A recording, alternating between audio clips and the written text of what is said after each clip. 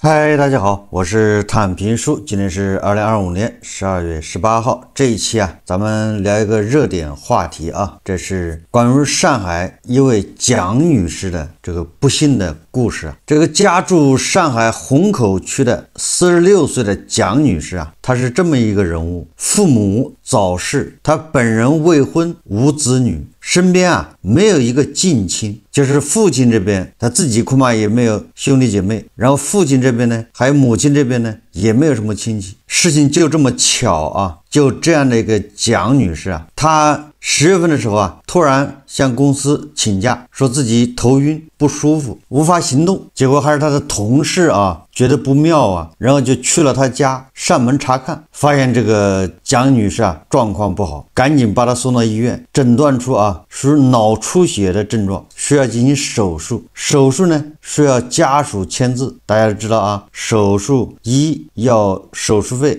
要錢，第二個你必須有近親吶、直系親屬啊要簽字啊，对吧？各種手術麻醉都要簽字。結果這個蔣女士就遇到問題了，昏迷中啊，誰替她簽字呢？跟這個蔣女士啊血緣最近的就是遠房親戚吳先生。論起來，這個吳先生是蔣女士的表弟，遠到什麼程度呢？大概其啊就差一點就要出五福了。準確的表述啊，就是蔣女士的父親是吳先生爺爺的姐姐的兒子，就是往上論啊，蔣女士的奶奶跟吳先生的爺爺兩人是兄妹，你說這個有多遠了吧？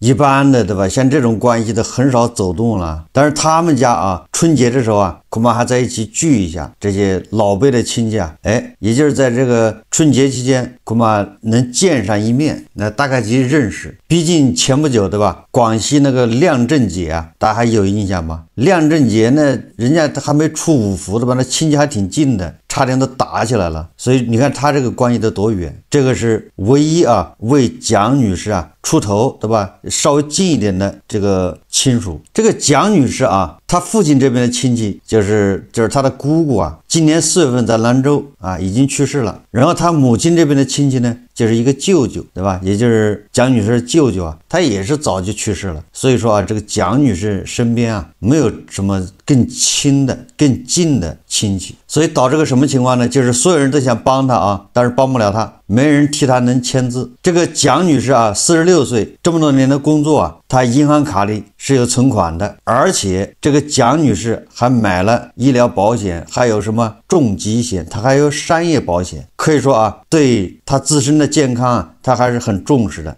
就是說從這個各種保險來看啊，但是有什麼用呢？沒有人簽字，只能望洋興嘆呢。如果走法律程序啊，官方和這些遠房親戚一起合力，即使最後能取出錢，至少要半年左右，而這是救命的錢，對吧？你等不起半年啊。也正是那個時間段啊，蔣女士有錢躺在銀行裡，對吧？這個保險公司賬戶裡都是有錢，但是卻沒有錢用來拯救自己危在旦夕的生命。當時啊，她的遭遇就引起了廣泛的關注。為了救命啊，他這個遠房的表弟啊，就是吳先生和這個蔣女士的公司一起墊付了3萬元的這個醫療費，也救人要緊啊。2個月後，實際上就12月14號，就前幾天啊，蔣女士啊始終沒有等來自己的，对吧？她自己有的存折裡的錢，然後就撒手人寰去世了。結果去世之後，問題又來了，她的身後事的安排，也就是她的吧，这個遺體火化、告別、墓地，對吧？也就是她身後事還要花錢，這個錢從哪兒來？因這個蔣女士啊無近親屬，蔣女士遺產依法由民政部門接收。這個吳先生啊，就是遠房表弟啊，想用蔣女士的遺產為她舉辦追思會，並購買墓地，卻遇到了難題。虹口區民政部門表示，因為蔣女士啊，她是上海虹口區的人。那民政部門說啊，根據上海市殯葬管理條例規定，通常情況由逝者的近親屬來承辦三是像蔣女士這樣孑然一身的人士，如果吳先生願意承办，可以提出書面申請，但購置墓地的支出需要在合理範圍內，且後續維護費用仍需由吴先生承擔，並且据說民政部門還溫馨提示，貼心的这個告示不如海葬，大概這意思建議他海葬算了，撒海裡去，後面就沒有維護的費用，海葬成本也低這個我說的不是很完整大家看一下這個媒體的報道，大家看視頻。在最近的節目中，我們一直在關注市民蔣女士的情況前不久呢，她突發腦出血，但由於父母去世，也沒有配偶和子女，孑然一身，僅有遠房的表弟為她簽字，墊付了入院的押金。那由於遠房的表弟既無繼承權，又不是監護人，因此呢，蔣女士入院之後的治療成了麻煩。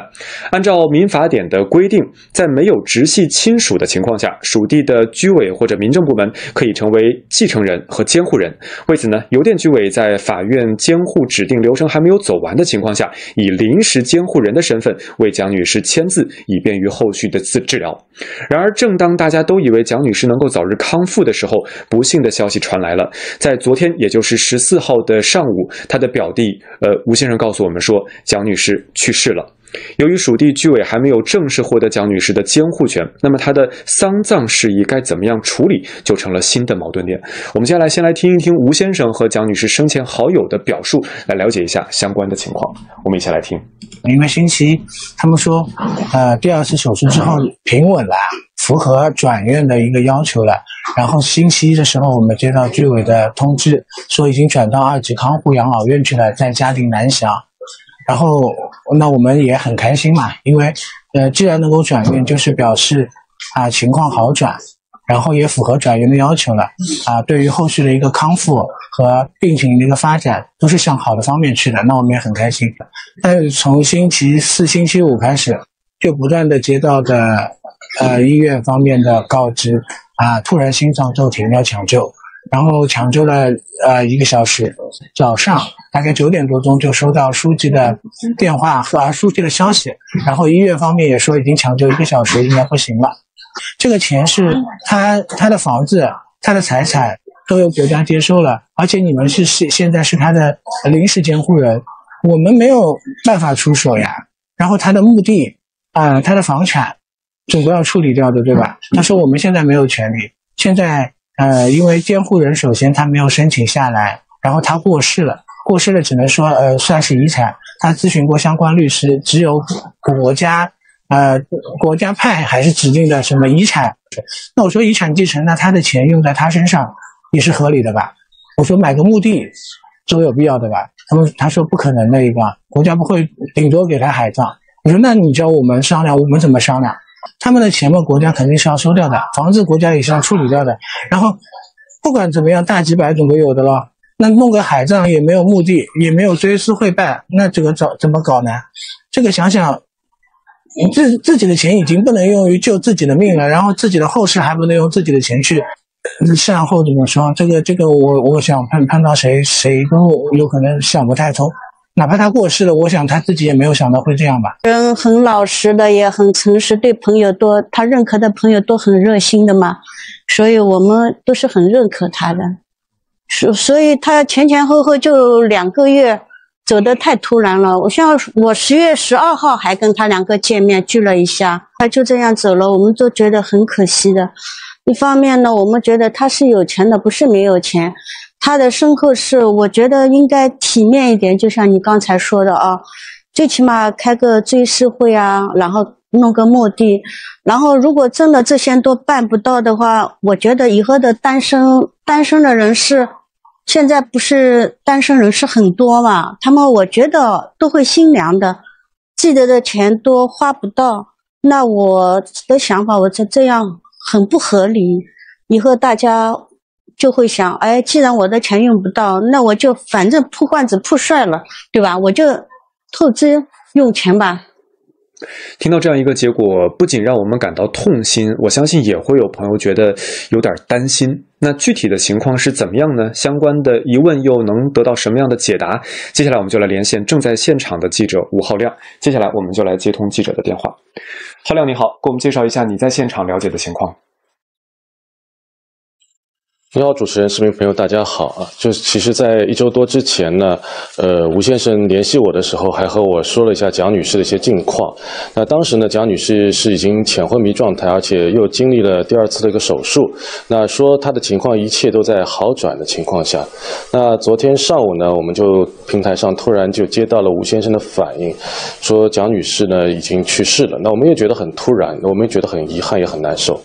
那為什麼會出現這個情況呢？從吳先生給我的告知我的情況，包括我昨天去採訪了吳先生以及蔣女士的朋友，我了解到的情況呢，他們主要能歸結到2點。第一點呢，就在差不多上周一或者在上周的時候呢，蔣女士呢是被新華醫院呢已經是轉到了一家康復醫院，在嘉定南翔的叫做明州永嘉康復醫院這樣一家民營機構啊，作為一個後續的一些康復的治療。那在轉過去以後1周不到的時間，差不多在上周4、周5的時候呢，蔣女士的情況就不太好。那當時呢，蔣女士就已經出現了一個心臟急停的一個情況。那經過了2次搶救呢，稍微有些好轉以後呢，又出现了同樣的情況。那在這個時候，吳先生告知我啊，他也就想進行一些專家會診。那由於這一家民營機構的醫療條件呢有限，因此呢，他也提出希望找華山醫院的神經外科的專家來。那後來也聯繫了。那在這個過程中呢，在專家還沒有到達醫院的時候，也就是在昨天上午呢，蔣女士還是沒有撐到那一刻就離我們而去了。這個事情啊，上了熱搜之後啊，引起網友的熱議。我看有網友說啊，這個你看辛辛苦苦一輩子，結果自己救自己的命，明明有錢都沒有辦法，然後這個錢呢，最後到了誰手上呢？對吧？又變成大頭的錢，你說這人活着有什麼意思？那有人又對這個程序，對吧，提出意見，對吧？認為這個程序啊不近人情，民政部門、街道、銀行、保險公司、醫院，他們都是，對吧？這個叫墨守成規啊，刻板，對吧？明明就是這個蔣女士，她有錢卻救不了自己，死了，她的錢是大頭的，但是1分錢花不到她自己身上，想去這個墓地都沒有，對吧？一邊是錢躺在銀行的賬戶裡面，一邊是自己身後事啊，沒人安排，沒錢安排，對吧？一邊是自己躺在 ICU 病房等着救命，一邊是錢躺在銀行賬戶裡面。所以這個事情啊，大家有各種各樣的說法，確實啊，讓人這個感嘆吶，他不是沒有錢吶，對吧？他不是窮光蛋。這個事情說明什麼呢？我來談談我看法啊。實際上這個事情呢，也不能全怪這個民政部門，也不能怪當地的政府，什麼街道，對吧？按照民政部门的說法啊，就是蔣女士這種情況，他們也是大姑娘上花轎頭一遭，就第1次遇到這種情況，就這種這麼乾脆的啊，就是身邊沒有一個親屬的，唯一的一個表弟，他們要往上倒4代才是一家人。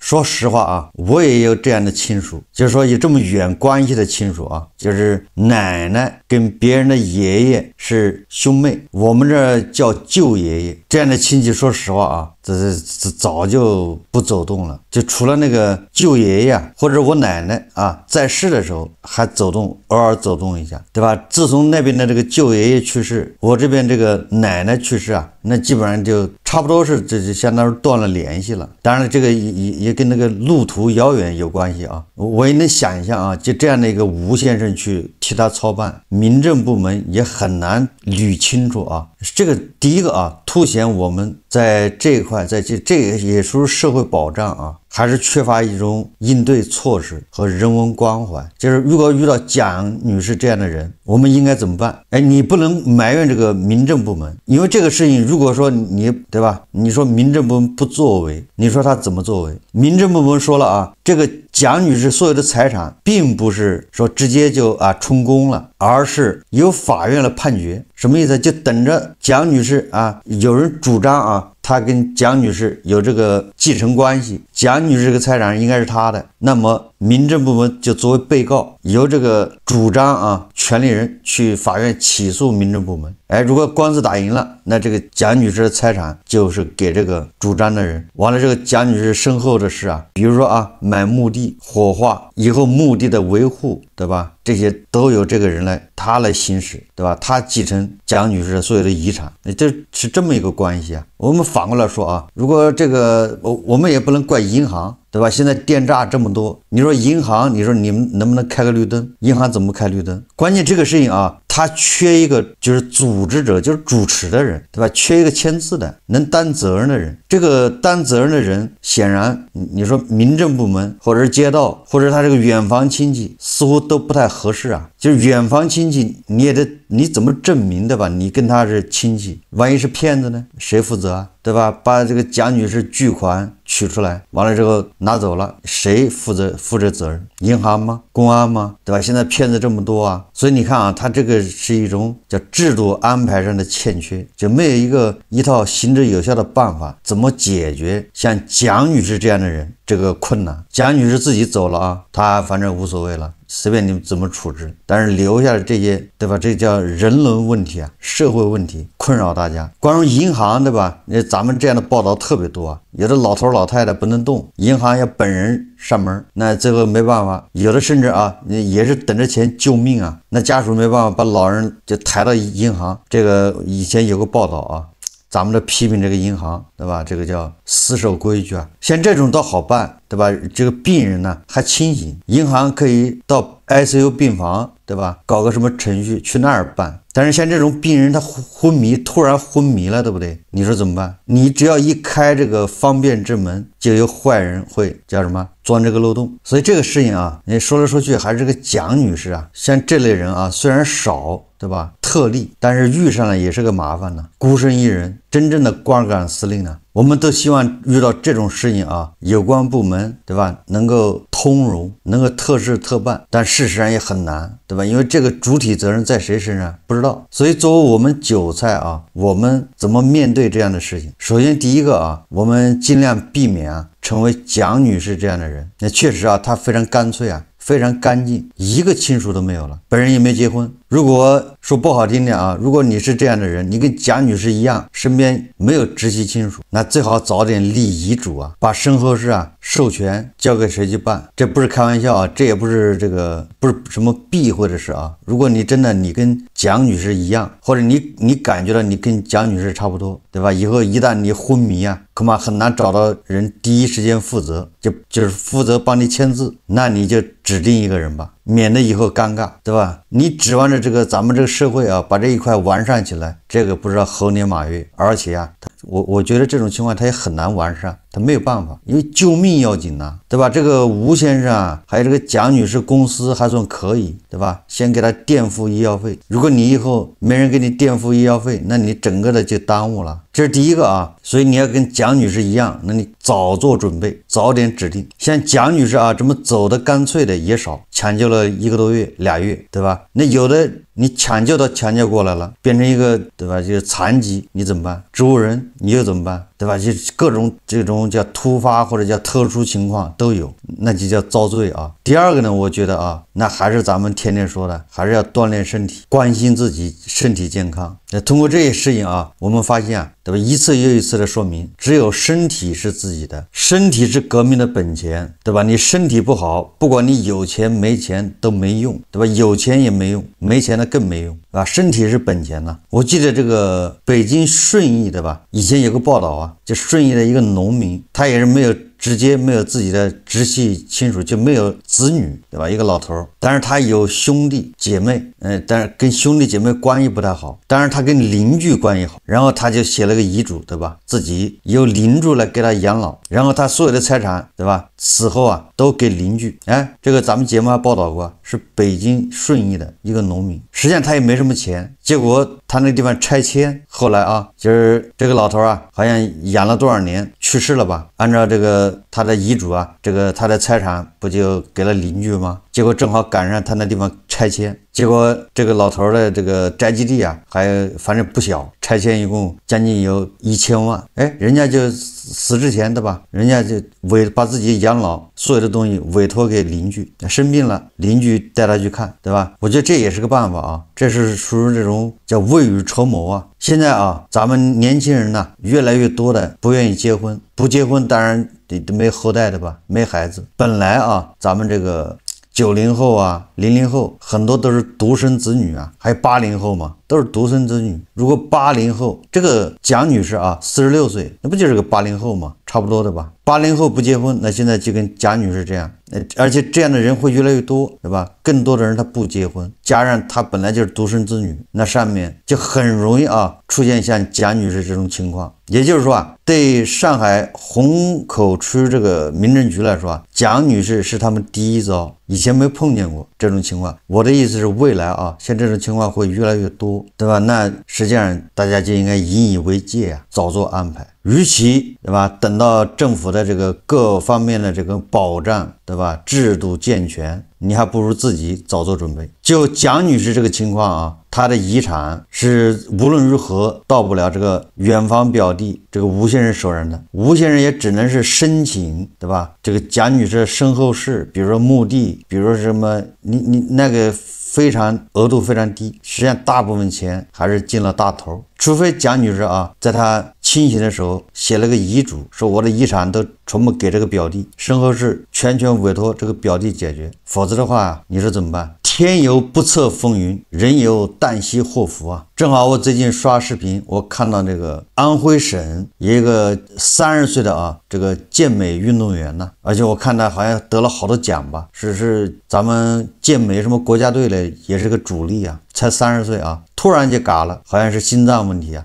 至於什麼原因導致的，咱也不猜測了。我只是說啊，你看30歲就突然就死，天有不測風雲。這個蔣女士啊，走得乾脆，但是問題留下來了，爭議留下來了。網上有很多段子，對吧？就是說老年人勸年輕人要結婚，对吧？你要不結婚，你萬一暈倒了怎麼辦？你一個人，對吧？老了啊，或者以後，對吧？這父母一死，你就一個人了，暈倒怎麼辦？就像蔣女士這樣，那網上的梗都是啊，暈倒了，如果醒了那就沒事，沒醒那就永遠沒事，那不就是蔣女士這樣嗎？這個梗，對吧？